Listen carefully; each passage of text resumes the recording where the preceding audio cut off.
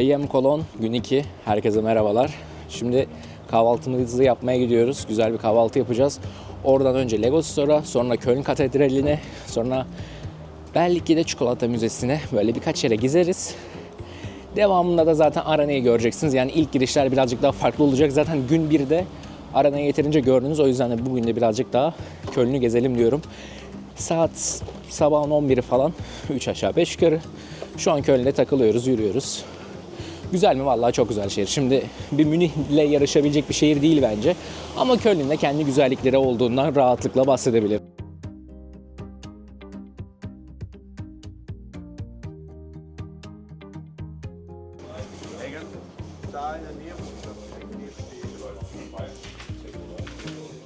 Oh, they have Star Wars cards. They're cards, right? Yeah.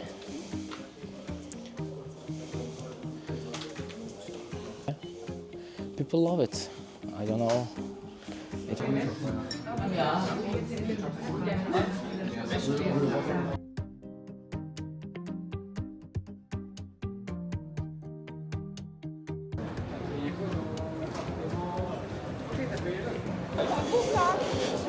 Lego Store'a geldik.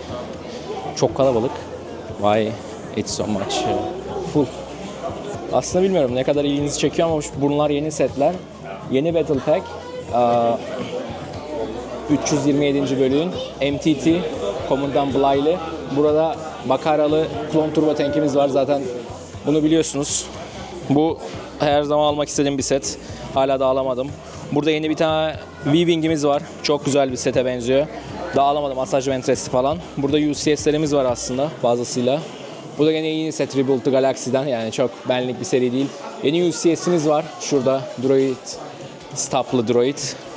Sonra bakalım. Diğerlerini zaten Türkiye'de görmüşsünüzdür ya. Hani burası zaten meraklısına. Bir de yeni Jango Fett'in şeyi var burada. Starship'i var. Onun dışında geri kalan setlerin hepsi zaten belli. Ha bir de yeni UCS Slave One var. Ya fena değil ama UCS Slave One alır mıyım? Almam. Eski UCS Slave One şahsen daha güzel olduğunu söyleyebilirim. Ama güzel mi? Güzel. Bir de şurada yeni Ewok'un UCS'i var. Onu da hazır aklımdayken göstermiş olalım. Ama benim dediğim gibi buradaki favorim MTT ile Klon Turbo Tank. Net ikisini birden alacağım. Bir de V-Wing şahsen istiyor gibiyim. Meraklılarına pike brick duvarı. En azından ne parçalar var ne parçalar yok görmüş olursunuz. Meraklınız varsa diye gösteriyorum. Yani ilgimi çeken inanılmaz parçalar yok. Bir şu dağ parçaları ben şahsen beğeniyorum. Gene grass'ları da beğeniyorum. Ama onun dışında böyle wow ya neymiş bu ya diyebileceğim çok fazla bir şey olduğunu düşünmüyorum. Bavaria Münih'teki şeyi var. Kalesi var. Bu inanılmaz bir şey. Zaten Trevi Fountain bu inanılmaz bir şaheser. Buraya bir İtalya'ya gitmek lazım aslında burası için. Notre Dame'ımız var. Himeji Castle'ımız var başka. Steamboat River'ımız var. Endurance bu da bayağı yeni. Jaws bu da yeni çıktı. Eiffel Tower'da Titanic'tir zaten bunları biliyorsunuzdur. Lion Knights Castle. Concorde yeni uçağımız var. Onun dışında aslında oldukça güzel setlerimiz var. Twilight hayranları genç kızlar için tabii ki de sevgililerinize hediye etmeniz için muazzam fırsatlar var. Show me the other one. Arkadaşım da bunları alıyor. Ben tabii ki de almıyorum çünkü euro olmuş 47 arkadaşlar. Lego'yu Türkiye'den alırız. Türkiye'de daha ucuz. Mona Lisa'nın yeni seti var. Mona Lisa'nın yeni seti var. Bu Van Gogh bende var zaten çok güzel. Bu Sunflowers'ı da en yakın zamanda alacağım. Şimdi Marienplatz'taki yere çok büyük demiştim. Şimdi tabii siz görmediniz. Oranın vlogunu çekmemiştim doğal olarak. Çünkü kameram yoktu. Ama katedral de biraz şov mu? Sanki azıcık şov. Çıtırdan şov gibi. Ananı avradını. Çok büyük lan. Oğlum çok yüksek burası. Yemin billah burası çok yüksek. Can you take a... Okay.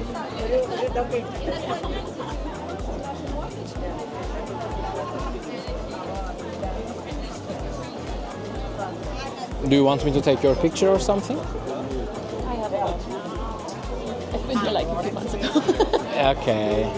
And it's crowded there, but you know when it's not. Yemin billah burası çok yüksek. Can you take a... Okay. Köln güzel mi? Yani bence güzel. Böyle rich bir tarih olarak geliyor ama çok bence küçük bir yer ve çok kalabalık. Yani inanılmaz kalabalık. Tabii ki de bunun turnuvayla da alakası var. Çünkü ben etrafta çok fazla e-spor formasıyla, jersey ile dolaşan insan görüyorum. Ve bu yüzden de turnuvanın da burada büyük bir etken olduğunu, %10'luk bir etken olduğunu söylemek gerekiyor kalabalıklık konusunda. Ama ve lakin yani genel olarak konuşmam gerekirse de şahsen fena değil. Şimdi köprünün oradan geçeceğiz. Köprünün oradan güzel bir görüntü çıkartırız. Bu sayede aslında Lanxess Arena'nın bayağı da yakına gelmiş oluyoruz. 3 aşağı 5 yukarı. Çünkü Lanxess Arena nehrin karşı tarafında kalıyor. Normal şartlarda. Yeah.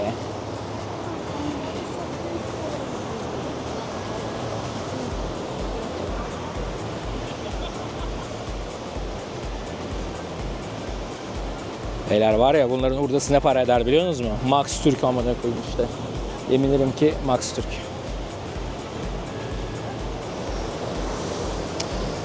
Vallahi bu River muhabbeti çok güzel. Bakın Belgrad'da da vardı. Hani Belgrad'ın da vlogunu ben yayınlamadım. 2022'de gitmiştim gene e-spor için. Benim turnuvam vardı orada. Onu yayınlamadım ama yemin ederim Belgrad gibi ya. Vallahi billahi çok güzel mekan birader, biliyor musunuz?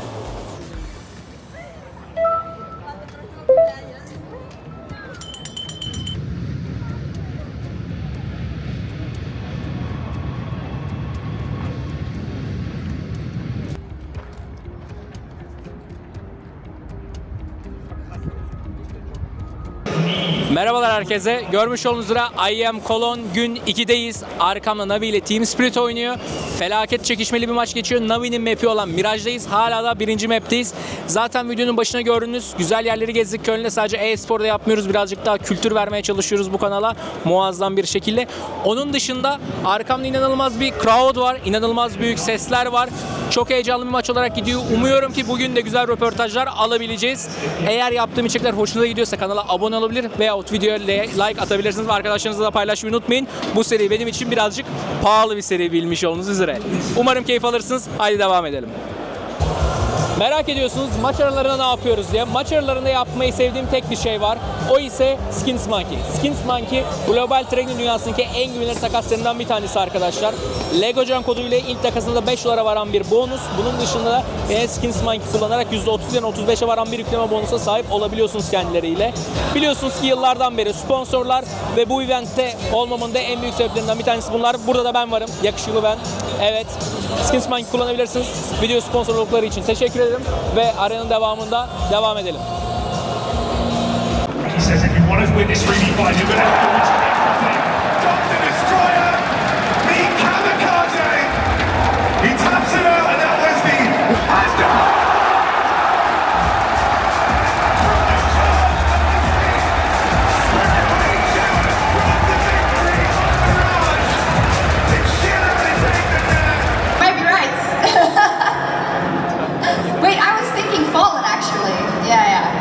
Right. Did he win twice here? Was it not? Staggering comeback from Spirit. And this defuse being held because he can.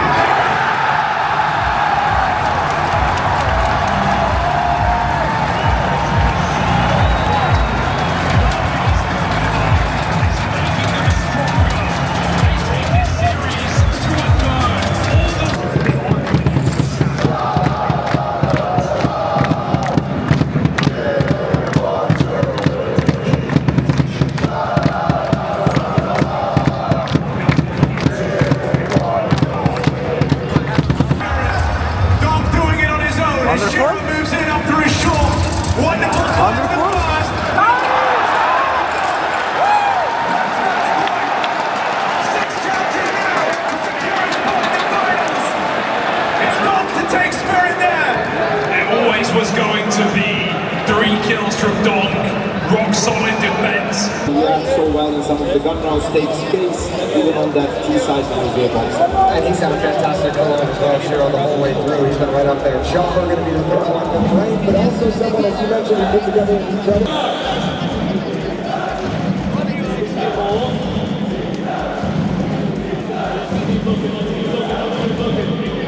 Firstly, thank you for joining me. It was a tough loss, let's be honest, but you guys tried so hard. I know you're an IGL and I know maybe you feel a lot of pressure while playing this comebacks and trying to have the leads. What do you think was the problem today of Navi? Because you have a new rookie, do you think it's good adapting or what's the problem? Just think today that we couldn't close out our map pick. I think we had a huge chance on Mirage. We played a sloppy T side at the end. We were leading 7-1. We had a round where we were going to an open A side, managed to lose it. We lost 2 3-on-2 after plants on the B side. Overall, we could have won the T side much more in order to close it out on the CT, but obviously we need to do the better on CT because we couldn't manage to, close it out. They were just a better team in the end. Nuke, I felt like we had all the control, but then on Ancient they just, I don't know what happened. Like suddenly it was 10-0 and it felt like nothing was working. And that's how it goes sometimes. So they changed the CT as economy goes, and we see a lot of teams started to saving more. Yesterday I was doing an interview with Yekinder and they said our biggest fault that we don't know how to use economy on CT side better. Do you think that there were some moments of the game that rather than you try to clutch the round, you should have saved, or? Maybe that's true. Maybe it's something that you will see more and more, and teams will figure out what the meta is.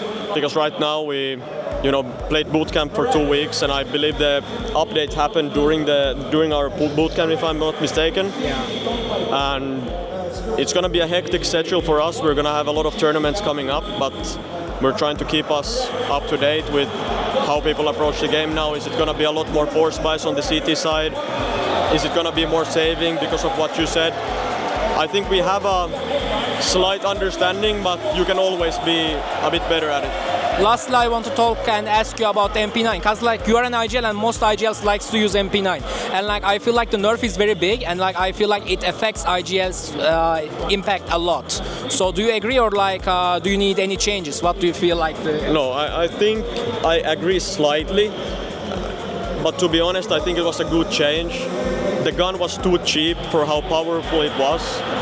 So right now it has more balance, but I just need to keep figuring it out for myself because I obviously played the weapon a lot in my spots and overall. So I think you have a point. It's not that strong anymore, but you can always do stuff better in order to succeed, Lastly, I want to ask you about IGL impact. In the current meta, we don't see a lot of fragging IGLs. Maybe the Falcons IGL at best kicks on.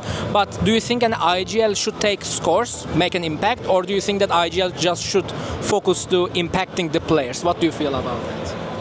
I think Counter-Strike is very hard to play if you want all 5 players in the server to have impact. That highly likely means that someone is not taking space or someone is not being selfless on the server, because every top team has very good setups on the CT side, very good approaches on the T side.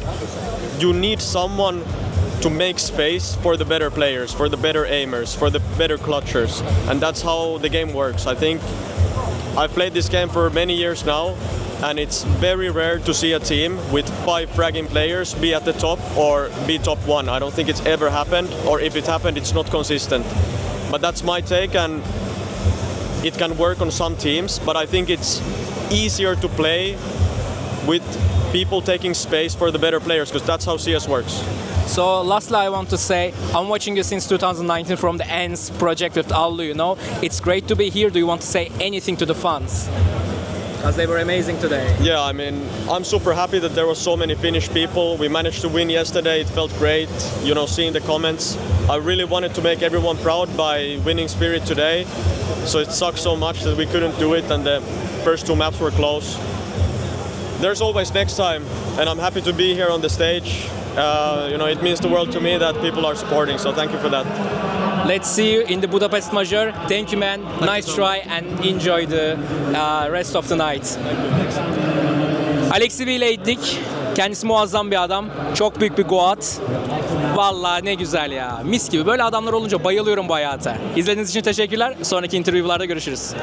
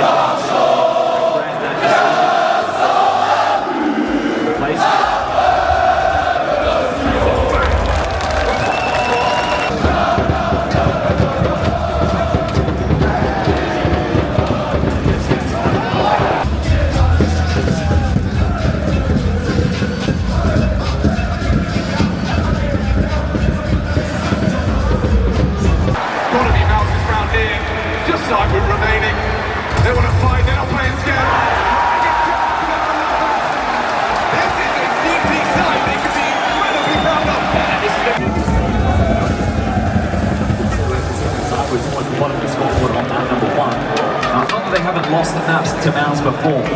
What is it? Kingdom to be called into question. Just not so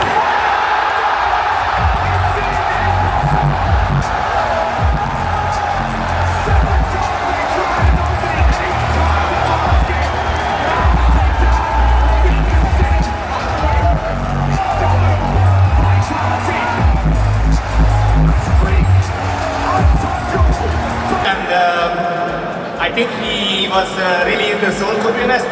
Even after it was 1-11, he was helping the team a lot with his mid-round calls and having eyes in the sky, you know, helping the team in every possible way. And especially on train, I think he played amazing. And yeah, I think he deserves to be in the final, and I think he deserves to win the trophy again.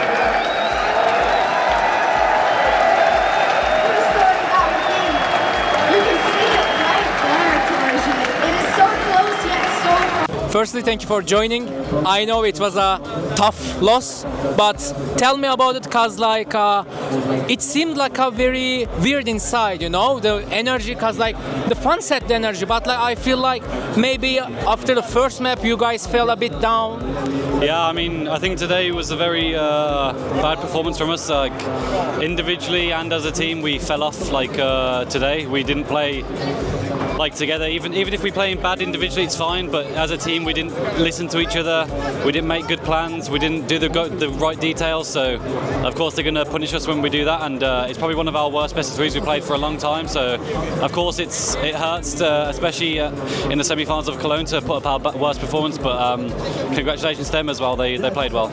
Definitely. I do have a question. In train T side, I saw a 2 light armor and P250. You know, do you have any strat and do you want to relieve to us? Because I was very curious about the strat. On the pistol rounds? Yeah. Oh no, I mean, of course we have Zyro and Robin, Rops, who are like really good with P250s. So I think if you have players that are really good with the weapon, you kind of want to use it. And for us, it was just like just kind of a default pistol and just see what happens. And of course, Rops kills everyone, so that always helps. So it's nice to have these players as well. But yeah, unfortunately, you couldn't help us too much. Okay, I want to ask you another thing. Since you're not a French person, the whole crowd is cheering in French. Do you think that they help you a lot? They give you the energy? Yeah, for sure. I think the Golden Hornets are amazing. They're some of the best supporters in all of Counter-Strike, and I think any team would be lucky to have these guys behind them. And throughout the whole game, you can hear them before the game. They get you really pumped and motivated and hungry to win. So yeah, it's great to have these people behind us. Lastly, I do have one question. If you can remove one map, and if you can add one map, what would you pick? I mean, I think it would be nice if they removed Ancient because we don't play it. So get rid of Ancient and let's add Cash or something. That'll be fun. Okay. Thank you very much. It was very nice to enjoy. I hope we see you in Budapest, and good luck in Budapest, bro. Thank you. Goodbye. We had the GOAT. Thank you. See you next time. Congrats about the win.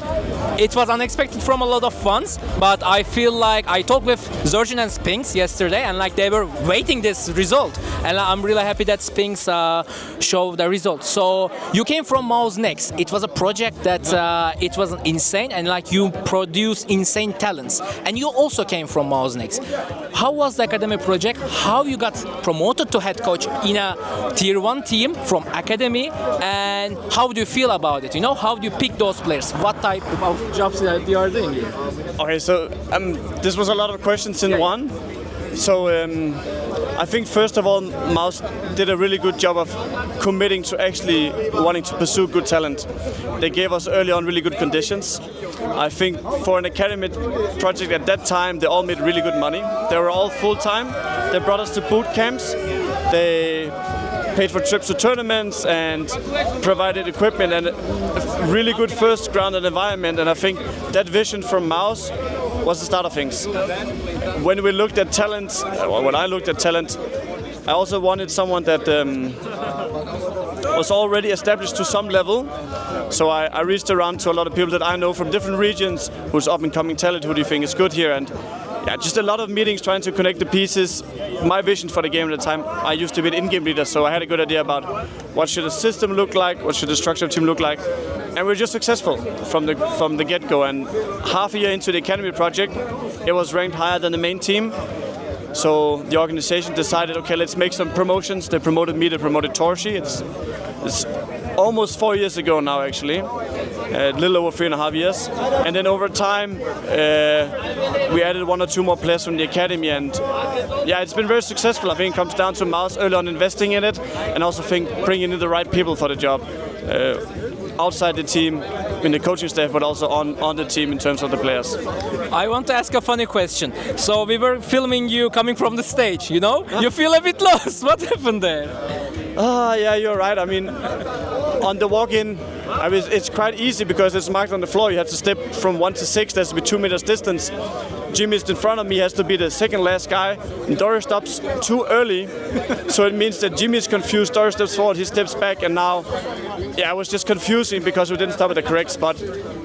It's a shame because the stage manager told us, guys, before you walk in today, you should know you're the only team so far that didn't mess it up. I trust you guys, and then we fucked it up like that. So I want to ask you a question because yesterday both Sturgeon and Spink said our coach is taking insane breaks. Do you know the map point? I told my own cameraman that that she needs to hear me out. It's a pause time. If they take a pause, I'm pretty sure they will gonna win. And the moment that you took a pause, I knew you got the map. And what did you say to the boys, you know? Yeah, what did I say at 12-8? I think one key thing is that today we were just better overall. So let's take it back to the fundamentals of the game plan we were focused on. I re-highlighted for Ludwig one of the ideas. Ludwig built on top of that Brolin and said, we just lost twice in a row, and B, I'm not expecting that they will care for B this round as well. So he built around on that, and that was it. I think it was more just let's calm down, let's play like we talked about, and make sure we are in control at the right pacing. I have one last question. I think Brolan is one of the youngest IGL here and one of the IGLs that likes to shoot as well, you know? What type of impacts he has a team? And I also want to ask about Spinks because he is the only major winner player in the team. Yeah, so Brolan obviously is very new to the IGL position. He's also fairly young, but he has played for like 9-8 years. 2018 or something with Fnatic Gods. And I think even earlier, maybe. Yeah, even earlier. He's played for a long time. Since he was 14, 15, he was an upcoming talent. So he's one of the most experienced on the roster, even more experienced than Spinks, which is weird to think about. Of course, in this role and position now, he's very new to it. There are some aspects of the in-game leading that he's very good at. And there's also some aspects that he still has to learn. And time will help him there. Also, good effort from his side will help him. Lastly, do you think a team needs a wider coaching staff with performance coaches or with the assistant coach like Zibnix? Do you think a wider staff will help it a lot? Because what we see in Aurora from my region's team, we see no stuff, you know, and like we always see they struggle in map pool, they struggle in tactics, and like they just try to do aim fights. Yes, I think this is something that will come in time. It is tough from one day to another to say, hey guys, I know I'm the only coach here, but I'm going to add in 2 people and a performance coach, and it's too much of a change at once. It's the same when we try and make our players more professional. You can't make too many steps at one time. I think the sport is still young, but as it progresses, we will see it more. I think 2 things that are important. One thing is that there should be a core staff and core team that works closely together, because there can't be too many chefs in the kitchen. It's important that the role distribution is quite clear, and I think maybe that's both points in once. Yeah, great. So thank you for your time. It's we usually don't have coaches, you know, we always have players. You are the first coach, so you get the point. It was insane to talk with you. Thank you for your time. I hope you win the trophy tomorrow. I'm a big fan. Thank you. Now. Thank you.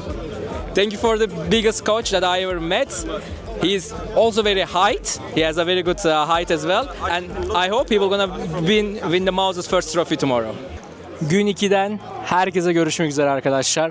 Bol bol röportaj yaptık. Kolonu gezdik. Sağ olsun Sikron, Mezii ve Aleksib bizlerle oldu. Umarım ki yaptığım içerik hoşunuza gitmiştir. Yaptığım içerikler hoşunuza gidiyorsa kanala abone olabilir, videoyu beğenebilir ve videoyu da kolay bir şekilde paylaşabilirsiniz. Gün 3'te görüşmek üzere. Büyük finalin adı ne biliyorsunuz? Spirit vs Mouz.